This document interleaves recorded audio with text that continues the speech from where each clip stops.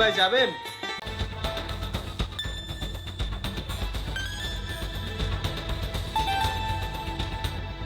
আচ্ছা, আমার কি আছে কি নেই সেটা তো আর আমার গায়ে লেখা থাকবে না।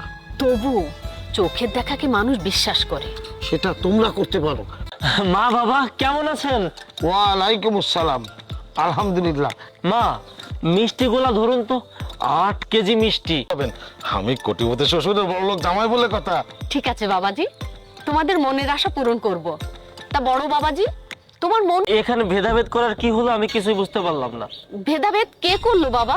সে তো নিজের মুখেই বললো 16 কেজি মিষ্টি এনেছে, এদিকে আমি 8 কেজি মিষ্টি এনে। বলে বাবা, হ্যাঁ মা, বুঝতে পেরেছি। এই তোমরা ফুল হাতে নিয়ে দাঁড়িয়ে আছো কেন? আমাদেরকে ফরিয়ে দাও। দুলা ভাই, জীবনে শ্বশুর বাড়িতে তো অনেক এসেছেন, এত সহজে তো মালা পরাবো না। বাহ, বিয়ে হতে না হতেই নিজের স্বামীকে এতই প্রাধান্য দিচ্ছ, দেখে ভালোই লাগলো। কি মেজো দুলা, তুমি এমনিতেই চালাক, তবে আমার সাথে চালাকি করতে এসো না, বুঝতে পেরেছো? হ্যাঁ, জামাইরা তোমরা নিজেদের মধ্যে এত চুল ছেঁড়াছিড়ি করছো। চলে আসার কথা, বেশি না 2-3 মিনিটের ভিতরে চলে আসবে। ওহো, বাবা মা সে কখন আসবে?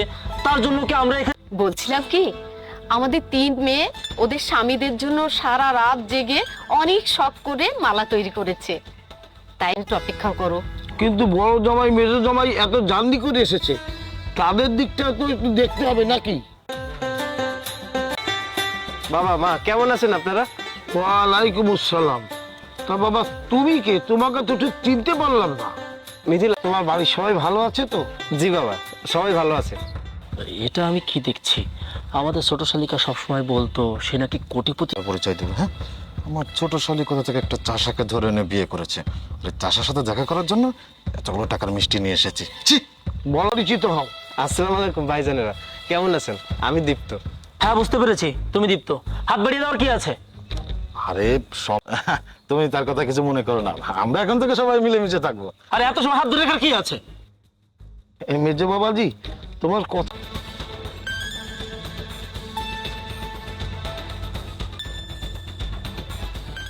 আরে আমি আমাকে আরে ভেদাভেদ খুঁজে কি লাভ দুলা ভাই? আপনি ঠান্ডা মাথায় কোনো কাজ করতেই জানেন না। আচ্ছা, আমরা অনেক দূর থেকে জার্নি করে এসেছি, এখন ঘরে চলুন তো। জামাই মিথিলা, তোকে আমি আদেশ করছি, আজকের দিনের মধ্যে ওকে তুই তালাক দিবি। আপনার এই 2 জামাইয়ের কথা মতো এত সুন্দর সাজানো পৃথিবীটা টাকার গোলাম না। আসি, হয়তো আবার দেখা হবে, কারণ পৃথিবীটা গোলাকার। মিথিলার মা,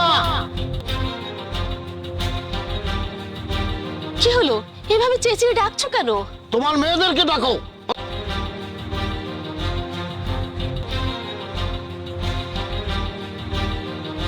কি হয়েছে বাবা? সকাল তুমি কাকে কামলা বলছো? জেগে জেগে যে ঘুমায় তাকে জাগাবার সাধ্য কার আছে? তুই কি ভেবেছিস তোর জামাইকে আমি মেনে নিয়েছি? কখনোই না, সেটা আমি ভাবতেও পারিনি।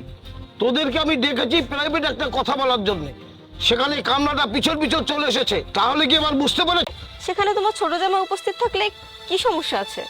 দেখেছো মিথিলার মা, তোমার মেয়ে এখন মুখে মুখে কথা বলা শিখে গেছে। তোমাকে আমি আপনি অনেক বলেছেন, আমি অনেক সহ্য করেছি, কিন্তু আর না। হ্যাঁ, আমি মানছি আমি একজন সাধারণ কৃষকের ছেলে, আমি একজন কামলা। কিন্তু কামলারা কি মানুষ না? ধনী গরিব ব্যবধান কেন আসবে? বাবা হিসেবে আপনি শাসন করার জন্য আমার গায়ে যদি হাতও তুলতেন, এতে আমার কোনো দুঃখ ছিল না। কিন্তু আমার দুঃখ একটাই, আমি যেদিন এই নিয়ম মেনে বিয়ে করেছি, তাহলে আপনারা থাকতে আমাকে তারা কেন অপমান করে কথা বলে? তোমার সব কথার উত্তর দিতে আমি বাধ্য নই। মিথিলা, তোকে আমি আদেশ করছি। তো ভালোই চললো, সবাই হাসি খুশি ছিল, কিন্তু আজ কেন ছোট জামাইয়ের সঙ্গে এরকম খারাপ ব্যবহার করছো? তুমি আমাকে প্রশ্ন করে কথা বলছো কেন? এই সমাজে সবকিছু নষ্টের মূল হচ্ছে এই মহিলারা। কোথায় কি বলতে হবে কিচ্ছু বুঝে ওঠে না। এই কামলা, তুই এখনো দাঁড়িয়েছিস কেন? আসলে তোর বোধ সব কথা সহ্য করে এই বাড়ি থেকে আমি চলে যাচ্ছি, কিন্তু মনে রাখবেন, সম্পদ আর ক্ষমতা চিরস্থায়ী নয়। আজকে যে সম্পদ আর ক্ষমতার দাপটে আমাকে অপমান করে এই গোছানো সংসারটা নষ্ট করে দিলেন না, নিশ্চয়ই আত্মীয়তার সম্পর্ক ছিন্নকারীকে আল্লাহ পছন্দ করেন না। আমার মতো একজন সাধারণ গরিবের সাথে আপনারা যে জুলুম করলেন না, কারণ পৃথিবীটা গোলাকার।